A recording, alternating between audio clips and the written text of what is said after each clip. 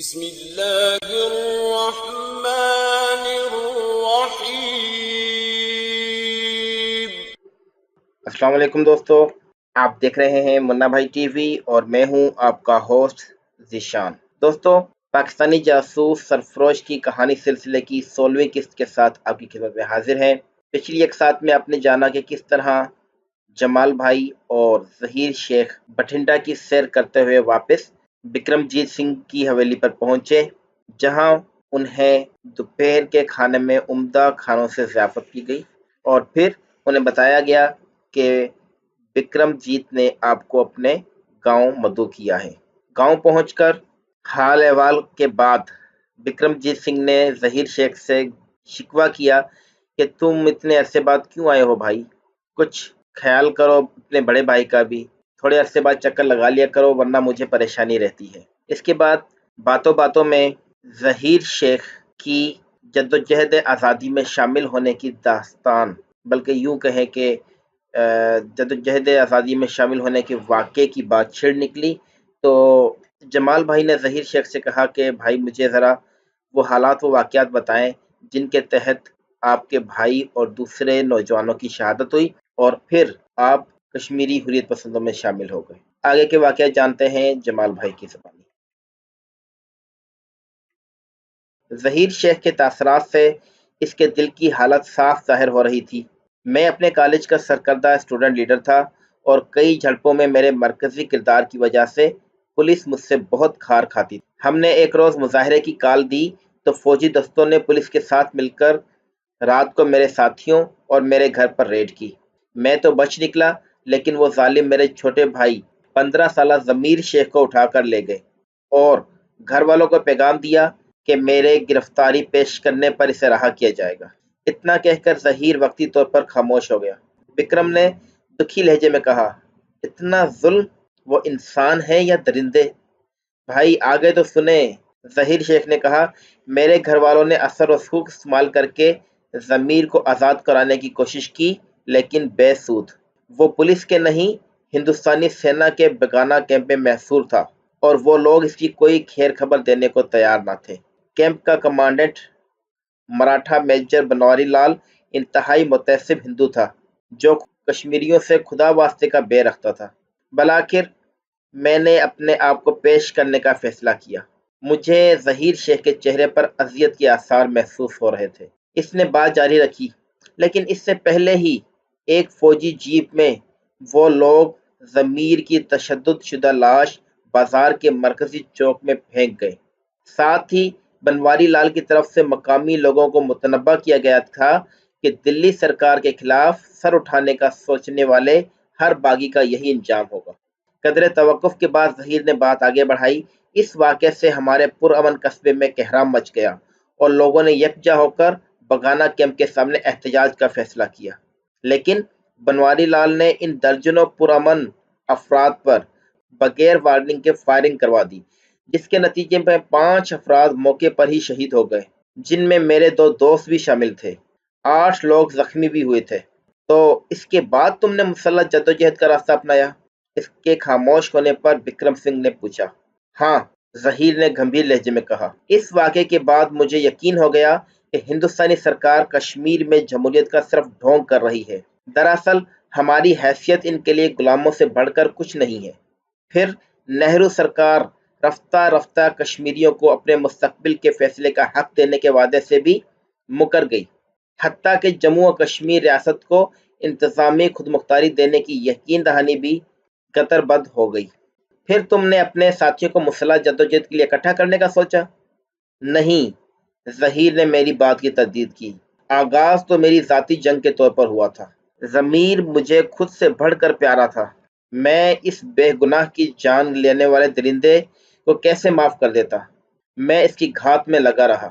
ظہیر کے چہرے پر اب شفاف مسکراہٹ تھی۔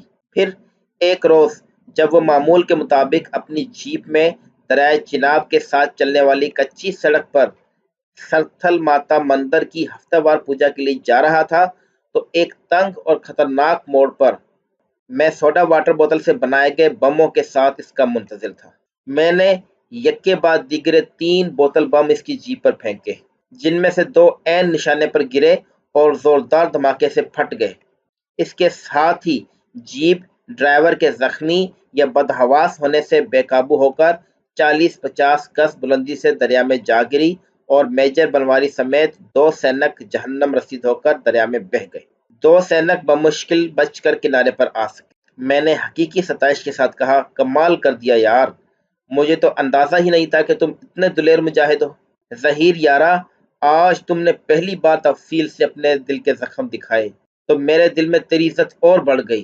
ہم سکھوں میں سے تو بس نام کے سنگ شیر ہوتے ہیں، تم تو سچ مچ کے شیر ہو۔ میں نے سنجیدہ لہجے میں کہا، اب سمجھ سکتا ہوں کہ وہ لوگ تمہاری جان کے دشمن کیوں بنے ہوئے ہیں۔ تم نے تو ایسا زخم لگایا ہے جو انہیں اب بھی چین نہیں لینے دیتا ہوگا۔ میں نے اپنے روپوش ساتھیوں کو یکجا کرنے کے بعد 2-2.5 سال تک وقفے سے بہت سی ایسی کارروائیاں کر کے سینا اور پولیس کو کئی بار جانی و مالی نقصان پہنچایا۔ ظہیر نے قدرے مسرور لہجے میں کہا، ہمارا طریقہ کار یہ تھا کہ گوریلا کارروائی کر کے کئی ہفتوں کے لیے پہاڑوں میں جا کر چھپ جاتے تھے۔ اس دوران ہم میں سے کوئی ایک کسی گاؤں یا اپنے گھروں سے خشک راشن لے آتا تھا۔ اس دوران ہم مختلف کارروائیوں میں پولیس اور سینا سے 5 رائفلیں اور کافی ایمونیشن بھی لوٹ چکے تھے، لیکن پھر کسی بدبخت نے ہماری مخبری شروع کر دی۔ میرا ایک ساتھی راشن لینے گھر گیا تو سینا اور پولیس گھات لگائے بیٹھی تھی۔ اوہ، یہ تو بہت خطرناک بات ہے، تمہارا وہ ساتھی گرفتار ہو گیا تھا؟ ظہیر نے مغموم لہجے میں کہا، ہاں، اس کی زبان کھلوانے کے لیے وحشیانہ تشدد ہوتا رہا۔ اس نے زبان تو نہ کھولی، اس کی لاش بھی چوک میں پڑی پائی گئی۔ اس پر ہم نے سرگرمیاں روکنے اور مختلف شہروں میں روپوشی کا فیصلہ کیا تھا۔ ایک مقصد بہتر ہتھیاروں اور دیگر بنیادی ضروریات کے لیے وسائل اکٹھا کرنا بھی تھا۔ بہت ظالم اور بے انصاف لوگ ہیں، لیکن ایسے ظلم سے تحریکیں ختم نہیں ہوتی بلکہ مزید طاقت پکڑتی ہیں، بکرم سنگھ نے گمبھیر لہجے میں کہا۔ ظہیر بھائیا، اس ظلم کے خلاف تم کو میری پوری حمایت حاصل ہے۔ آج نہیں تو کل ہماری خالصہ قوم کو بھی اپنی آزادی کے لیے لڑنا پڑے گا۔ ہو سکتا ہے اس وقت ہم کو کشمیری بھائیوں سے مدد مانگنی پڑے۔ اس موقع پر میں بکرم سنگھ سے اس کی ہندوستانی سرکار سے بدظنی کی وجہ جاننا چاہتا تھا، لیکن میں نے اپنے سوالات بعد میں کسی وقت کے لیے چھوڑ دیے، کیونکہ رات گہری ہو گئی تھی اور بکرم جیت سنگھ کے لیے گھر کے زنان خانے سے کئی بلاوے آ چکے تھے۔ وہ ہم سے اجازت لے کر چلا گیا اور تھوڑی دیر ادھر ادھر کی باتیں کرنے کے بعد ہم دونوں بھی سو گئے۔ اگلے دن علیل صبح بکرم سنگھ پھر ہمارے پاس موجود تھا۔ ہمیں ناشتہ کرانے کے بعد وہ اپنی سجی سجائی گھوڑا گاڑی میں بٹھا کر اپنے میلوں تک پھیلے زرعی اراضی کی سیر کرانے لے گیا۔ دوپہر کا کھانا ہم نے اس کے ملکیتی پھلدار درختوں کے وسیع باغ میں کھایا، جس کے بعد ایک بار پھر گپ شپ کا سلسلہ شروع ہو گیا۔ اسی دوران بکرم نے ہمیں بتایا، او یارو، مجھے 2-3 دن کے لیے بٹھنڈا جانا پڑے گا۔ دونوں جوان میری واپسی تک جیسے چاہو گھومو پھرو موج کرو۔ حویلی میں میری موٹر سائیکل کھڑی ہے جس کی ٹنکی ہمیشہ فل رہتی ہے، اسے لے کر آس پاس کے دیہاتوں میں نکل جاؤ۔ یہاں کوئی خطرے یا فکر والی بات نہیں، جہاں ضرورت پڑے میرا نام لے دینا۔ فکر کیسی بکرم بھائی، تم جاؤ اور اپنا کام نپٹاؤ، ہم دونوں یار ہیں نا ایک دوسرے کا دل بہلانے کے لیے۔ ظہیر نے اسے تسلی دی۔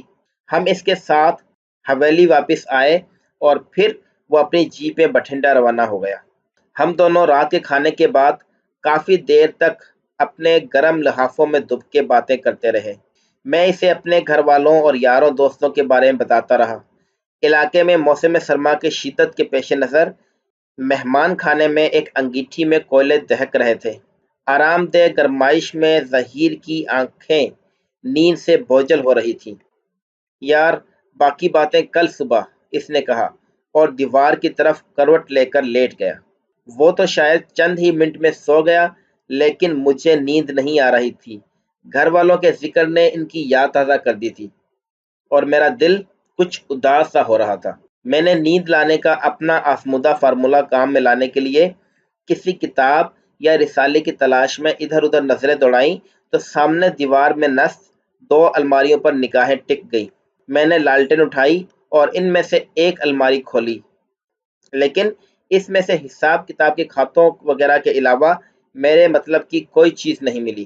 البتہ دوسری الماری کھولتے ہی میرا دل خوشی سے جھوم اٹھا۔ میری نظروں کے سامنے انگریزی اور ہندی زبان کی درجنوں کتابیں، رسائل و جرائد ترتیب سے رکھے ہوئے تھے۔ میں نے ان میں سے اپنی دلچسپی کی 3 کتابوں کا انتخاب کیا اور اپنے بستر پر آ گیا۔ میں نے سب سے پہلے مشرقی یعنی ہندوستانی پنجاب کے مشہور شہروں کے تعارف پر مشتمل کتاب پڑھنا شروع کی۔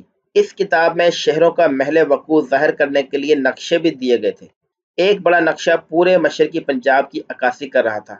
میرے لیے پاکستانی قومی ترانے کے خالق عبدالحفیظ جالندھری کے حوالے سے جالندھر اور میرے پسندیدہ شاعر ساحر لدھیانوی کے تعلق سے لدھیانہ سب سے مانوس شہر تھے۔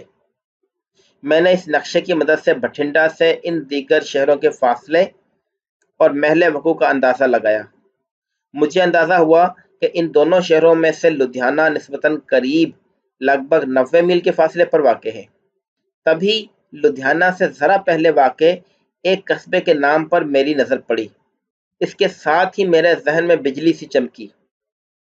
کراچی میں میری تربیت اور رہنمائی کے دوران میرے لیے اپنی ذمہ داریوں کی انجام دہی کے لیے جو ممکنہ اہداف بتائے گئے تھے، ان میں سے اس قصبے میں واقع انڈین ایئر فورس کے اس اڈے ہلواڑہ کا نام بھی شامل تھا۔ میں نے نئی دلچسپی سے نقشے پر ہلوڑا کے محل وقوع کا جائزہ لیا۔ میرے اندازے کے مطابق بٹھنڈا سے ہلواڑہ کا فاصلہ 70 میل کے قریب رہا ہوگا، یعنی بھاگو گاؤں سے لگ بھگ 63 میل۔ نقشے میں بھاگو گاؤں سے ذرا ہٹ کر گزرنے والی ایک سڑک رامپورہ پنڈ اور ہانڈیا سے گزرتی ہوئی برنالہ نامی قصبے سے ہو کر سیدھی آگے بڑھتے ہوئے عین ہلواڑہ کے قریب سے گزر رہی تھی۔ میں نے اپنے دل میں اچانک ابل پڑنے والے جوش و ہیجان کو دباتے ہوئے ٹھنڈے دماغ سے سوچنے کی کوشش کی۔ میں جس منصوبے پر غور کر رہا ہوں وہ کس حد تک قابل عمل ہے؟ کیا یہ وقت اور موقع اس منصوبے پر عمل درآمد کے لیے مناسب ہے؟ کہیں میں خطرے کے منہ میں اندھا دھند چھلانگ لگانے کی تو نہیں سوچ رہا؟ اس خطرناک منصوبے میں ناکامی کا نتیجہ میری موت یا عمر بھر قید میں سڑنے کی صورت میں نکل سکتا ہے۔ شاید کسی کو میرے انجام کا علم بھی نہ ہو پائے۔ دوستو، ہماری ویڈیو کو لائک کرنا اور چینل کو سبسکرائب کرنا مت بھولیے گا۔ ملتے ہیں انشاءاللہ ایک نئی ویڈیو کے ساتھ جلد ہی، تب تک کے لیے اپنا خیال رکھیے گا۔ اللہ حافظ۔